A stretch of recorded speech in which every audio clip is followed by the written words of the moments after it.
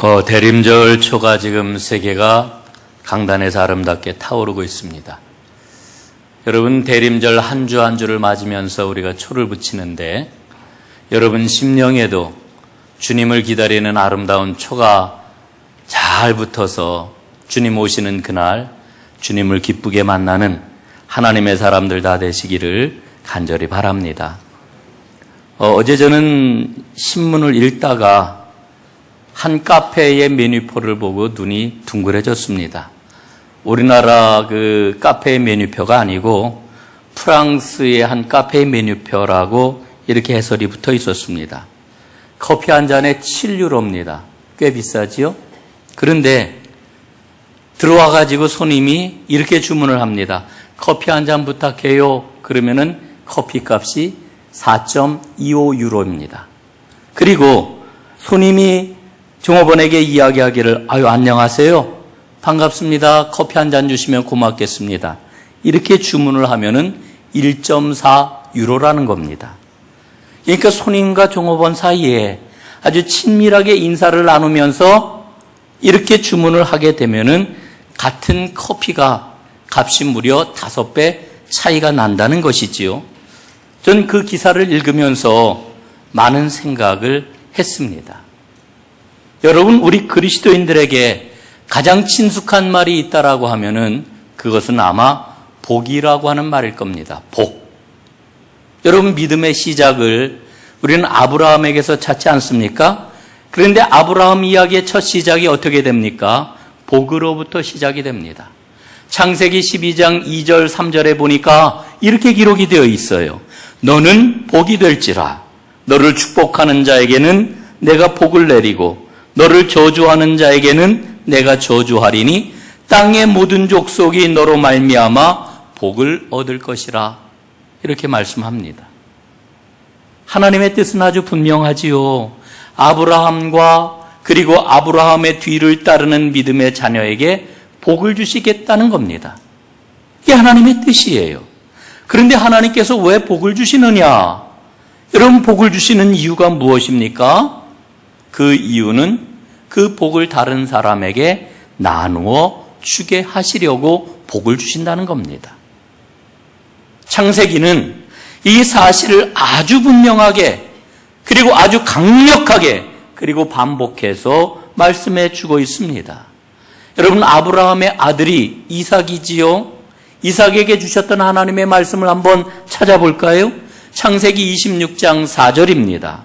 내 자손을 하늘의 별과 같이 번성하게 하며 이 모든 땅을 내 자손에게 주리니 내 자손으로 말미암아 천하 만민이 복을 얻으리라. 하나님 지금 뭐라고 그러셔요?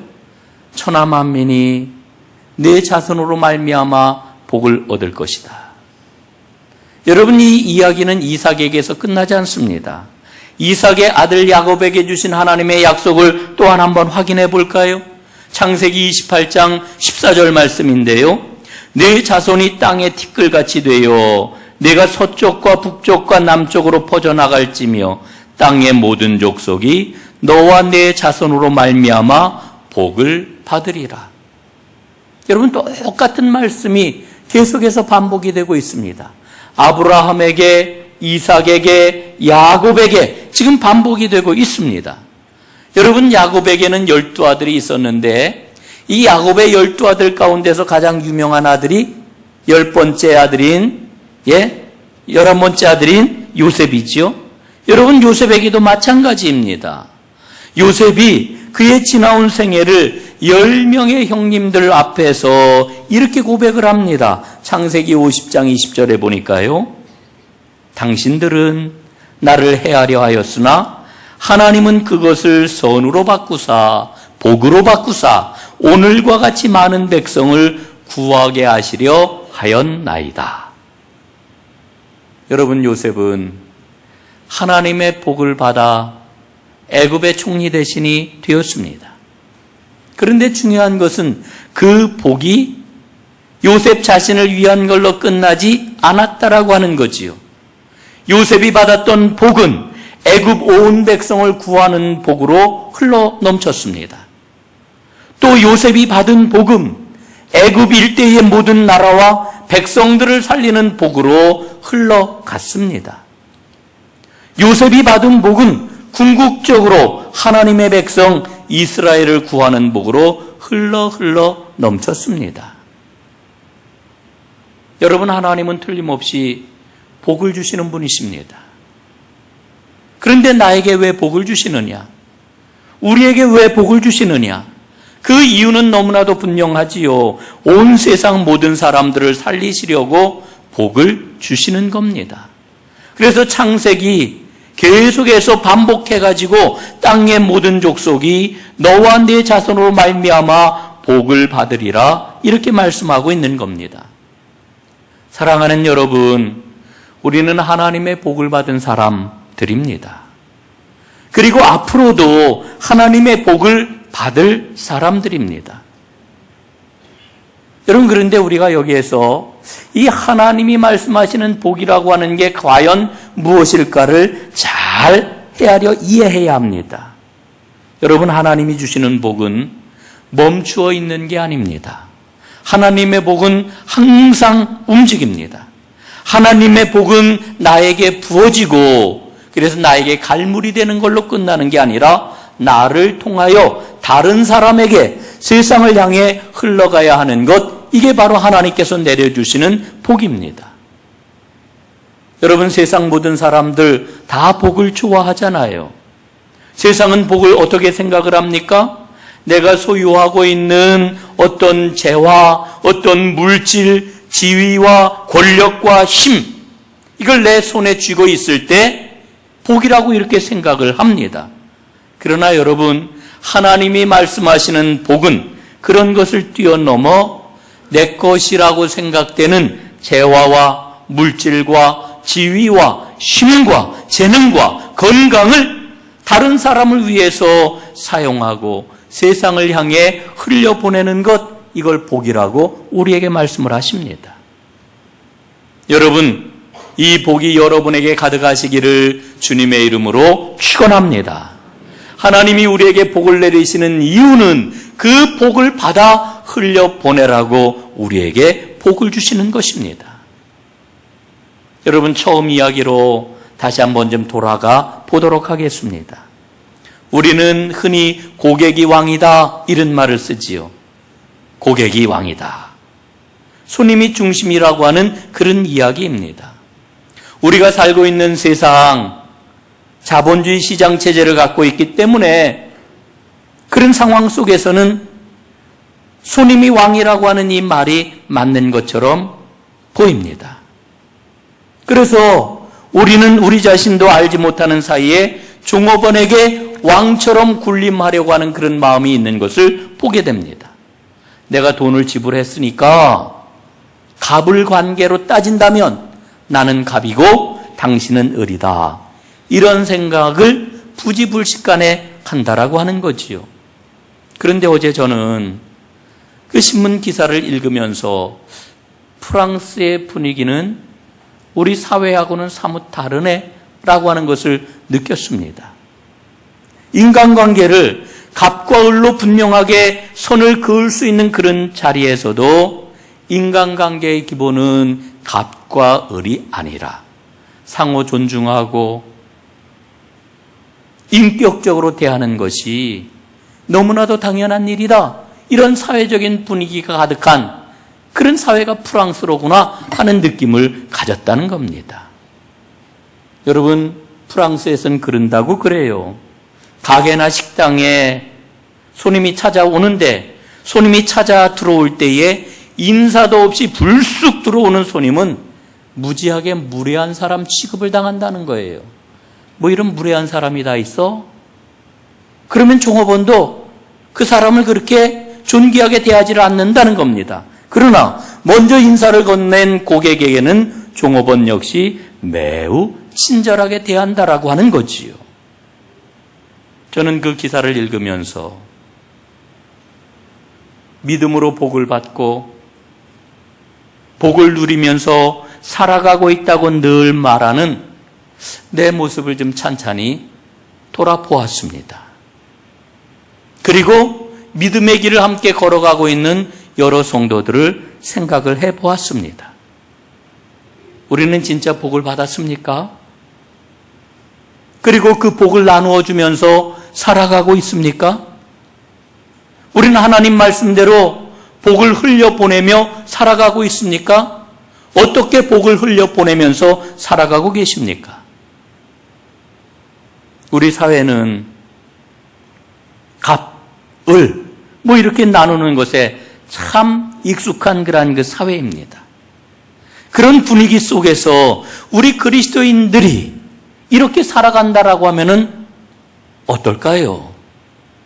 우리는 서로를 갑과 을로 보는 게 아니라 상호 존중하고 배려하고 서로를 동등한 인격을 가진 사람으로 대한답니다. 그게 바로 하나님이 원하시는 삶의 모습이니까요. 여러분, 이렇게 소리 없이 우리가 크게 외치면서 살아가는 것, 이게 진실한 복의 사람 아니겠습니까? 그게 복을 흘려보내는 그런 모습 아니겠습니까? 여러분, 우리의 믿음과 우리의 삶을 다시 한번 돌아볼 수 있는 은혜가 있기를 간절히 바랍니다.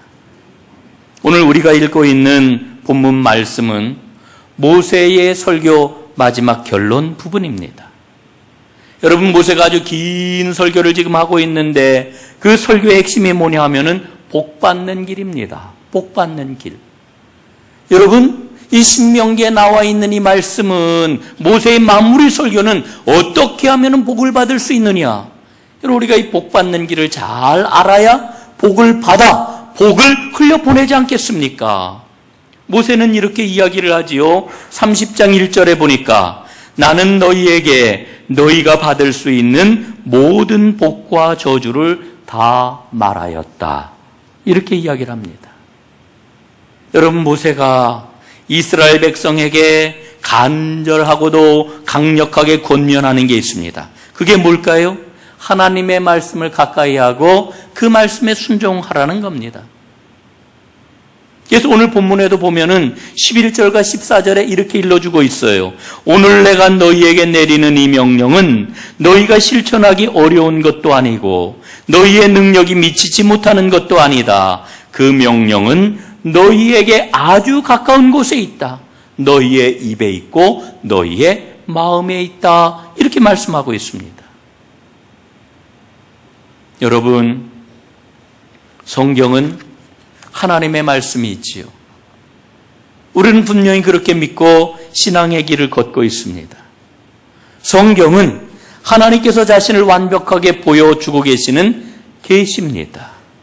성경이 주어지기 전에는 하나님의 뜻을 우리가 부분적으로 알 수밖에 없었습니다. 그러나 이제 성경을 통해서 우리 하나님께서는 그 뜻을 완벽하게 그리고 매우 구체적으로 알 수 있도록 해주셨습니다. 그런데 더 중요한 게 있어요. 그게 뭐냐? 그 하나님의 말씀이 멀리 있지 않다라고 하는 겁니다. 아주 가까운 곳에 있다라고 하는 겁니다. 오늘 성경 표현을 보면은 그 말씀은 너희의 입에 있고 너희의 마음에 있다. 이렇게 말씀을 합니다. 여러분, 이 가까이 있는 말씀을 가지고 우리는 승리하며 살아가야 될 것입니다. 그 승리하며 살아갈 수 있는 길이 무엇일까요? 오늘 세 가지를 말씀드리려고 합니다. 첫 번째, 책으로서의 성경의 가치를 꽉 붙잡아야 합니다. 여러분, 우리가 살아가고 있는 시대를 모바일 온리 시대라고 이렇게 이야기를 합니다. 여러분, 다 스마트폰을 갖고 다니시잖아요. 아마 지금 예배를 드리고 있기 때문에 스마트폰을 지금 주머니에 넣거나 핸드백에 넣거나 그러고 계실 겁니다. 여러분, 거의 24시간 잠자는 시간 빼놓고 모두 다 손에다가 스마트폰을 들고 다닙니다. 스마트폰으로 모든 것을 해결하는 시대인 것이지요. 여러분, 성경조차도 책이 아니라 스마트폰을 통해서 접하는 그런 세상입니다. 물론 이 스마트폰 기기를 통해 가지고 모바일 성경을 접하는 것도 매우 유익합니다.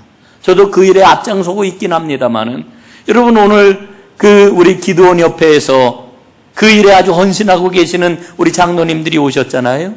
우리 장로님들 하시는 말씀이 뭡니까? 이 책으로서의 성경이 얼마나 가치가 있느냐, 그리고 그 성경을 보급하는 일이 얼마나 소중한 일이냐, 지금 그 말씀을 하고 있잖아요. 정말 그렇습니다.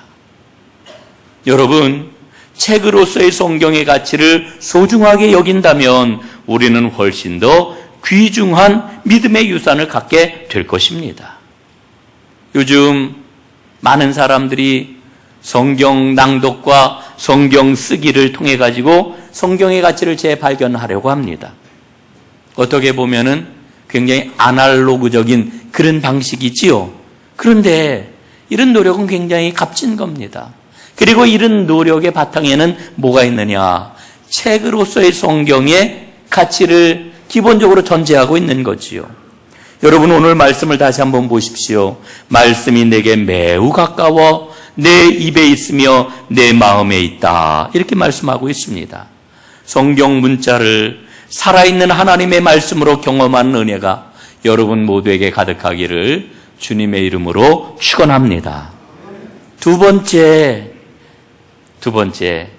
하나님의 말씀을 통해 승리하며 축복을 누리는 삶을 사는 비결이 뭐냐? 핑계대지 말아야 한다라고 하는 겁니다. 핑계대지 말아라. 한번 여러분 따라해 보실까요? 날씨도 추우니까 크게 핑계대지 말자. 다시 한번 하실까요? 핑계대지 말자.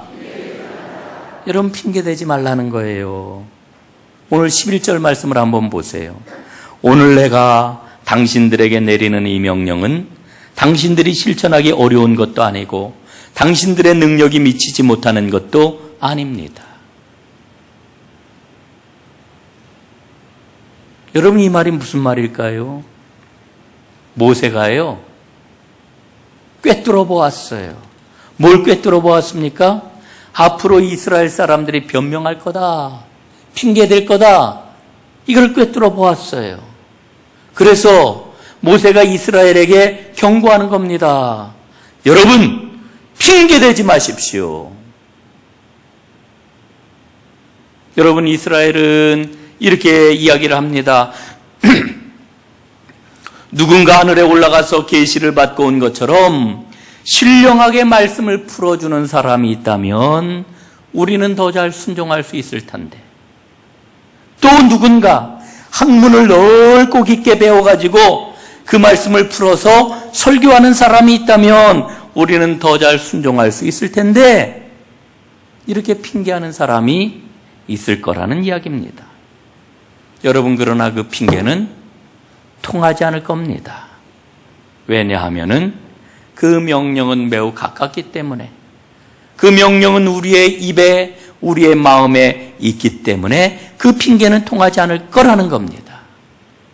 여러분, 하나님은 그 명령을 우리의 능력 안에 두셨습니다.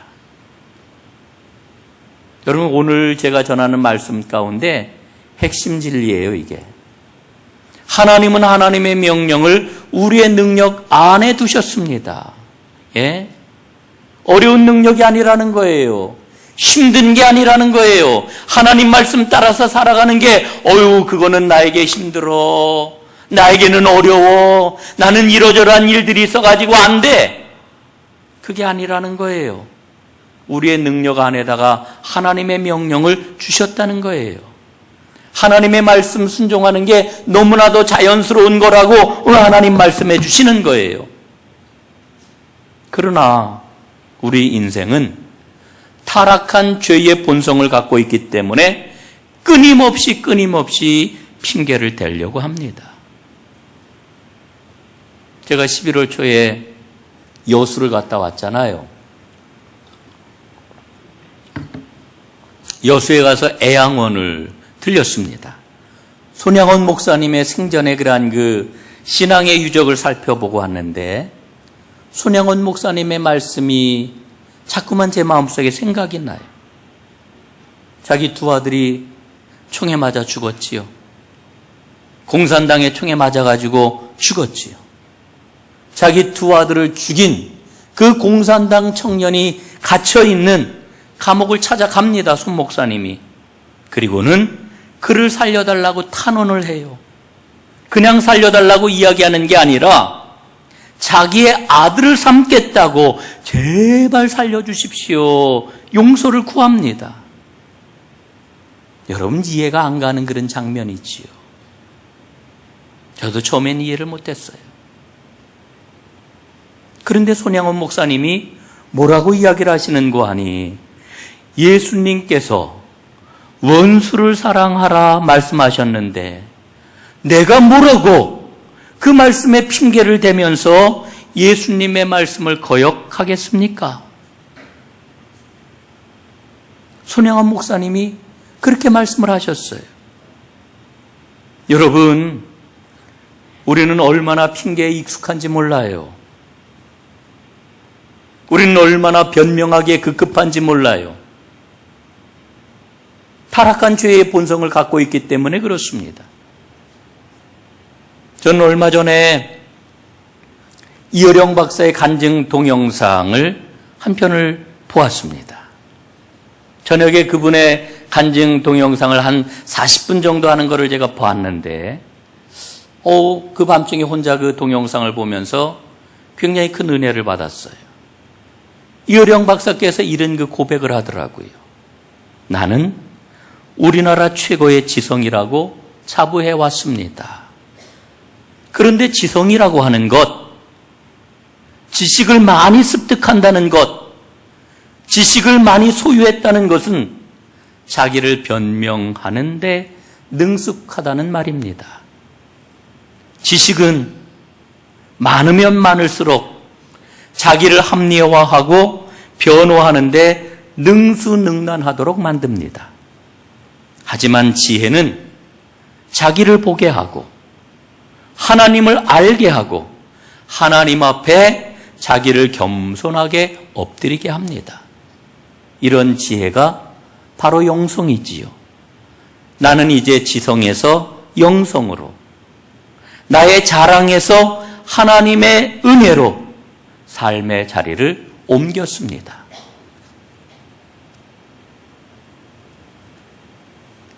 여러분, 그 말이 제 마음속에 탁 와서 은혜가 되었어요. 인간의 본성은 타락했습니다. 자기를 자꾸만 변명하고요, 합리화하려고 합니다. 여러분, 핑계하지 마세요. 변명하지 마세요. 합리화하지 마세요. 하나님의 말씀은 먼데 있지 않습니다. 타락한 본성에 자기 자신을 맡겨버리게 되면은 우리는 고집불통, 망가진 영혼이 될 수밖에 없는 겁니다. 세 번째, 승리와 축복의 길을 누릴 수 있는 길이 뭐냐? 하나님의 말씀이 가까이 있다고 그랬죠? 순종하는 겁니다. 순종하는 것. 여러분, 믿음 생활을 하는데 많은 사람들이 하나님의 뜻을 찾고 하나님의 일을 행하는데 관심을 기울이지 않고 살아가는 사람들이 참 많아요. 정말 많습니다. 믿음 생활을 하기는 하는데 오로지 자기의 뜻을 이루는 데만 관심을 기울이고 있습니다. 기도를 하기는 하는데 열심히 기도를 해도 오로지 자기 자신에게만 관심을 기울이고 기도를 합니다. 하나님을 진정으로 찾고 하나님의 뜻을 구하고 내 안에 있는 죄의 본성을 이겨내기 위해서 영적인 씨름을 하는 일에는 도무지 관심이 없는 이런 사람들이 얼마나 많은지 몰라요. 여러분, 우리가 처음 신앙생활을 할 때는요, 나를 위해 신앙생활을 합니다. 내 문제 해결을 위해서 울고불고 매달립니다. 간절히 구합니다. 너무나 당연해요. 하나님은 그런 모습을 어여삐 보시고 우리가 초신자적에 기도하면은요, 하나님께서는 즉각 응답도 잘해 주십니다. 그런데 여러분 보세요. 신앙생활을 한 지 5년이 지났습니다. 10년이 지났습니다. 20년이 지났는데도 여전히 나 자신밖에 몰라요. 나 자신의 문제만을 구해요. 여러분 초신자가 아닌데도 이와 같은 신앙생활을 하는 사람들이 계시다면 분명히 아셔야 합니다. 하나님의 진정한 복으로부터 나는 아주 멀리 떨어져 있다는 것을 여러분 분명히 아셔야 됩니다. 여러분, 이런 사람은 자신의 믿음을 심각하게 점검해 봐야 합니다. 우리가 믿음 생활하면서 반드시 해야 할 게 있어요. 성령님의 도우심을 매일 작은 일 속에서 구하는 겁니다. 일상에서 주님께 순종하는 믿음의 경험을 쌓아가는 것입니다. 그게 바로 하나님의 뜻을 찾는 것이고 하나님의 일을 이루는 거룩한 삶입니다. 그게 바로 하나님의 큰 일에 참여하는 것입니다. 여러분, 하나님의 큰 일은 갑자기 어느 날 엄청나게 큰 일을 이루는 것 아닙니다. 작은 일 속에 하나님의 큰 일이 담겨 있습니다. 여러분, 손양원 목사님이 하셨던 말씀 다시 한번 생각해 보세요. 아니, 내가 뭐라고? 예수님께서 원수를 사랑하라고 하셨는데 감히 내가 그 말씀을 어떻게 거역할 수 있겠습니까? 여러분, 이 고백이 어느 날 갑자기 나온 것일까요? 여러분, 이 놀라운 믿음의 실천이 그냥 하루아침에 생겨난 것일까요? 여러분, 아닙니다. 손양원 목사님은 매일 일상에서 세미하게 마음에 부딪혀오는 작은 명령들을 소홀하게 여기지 않고 순간순간 순종해 왔기 때문에 원수까지도 품고 그를 자기의 아들로 삼는 사랑의 실천을 할 수 있었던 겁니다. 여러분, 하나님의 명령은 멀리 있지 않아요. 하나님의 명령은 어렵지 않아요. 그러므로 하나님의 명령을 여러분 마음속에 느낄 때마다 미루지 마세요. 핑계대지 마세요. 합리화하지 마세요. 하나님 앞에 순종하세요. 오늘 11절 말씀입니다. 내가 오늘 내게 명령한 이 명령은 내게 어려운 것도 아니요 먼 것도 아니라. 이 말씀 앞에 응답하는 하나님의 사람들 다 되시기를 주님의 이름으로 축원합니다. 기도하겠습니다.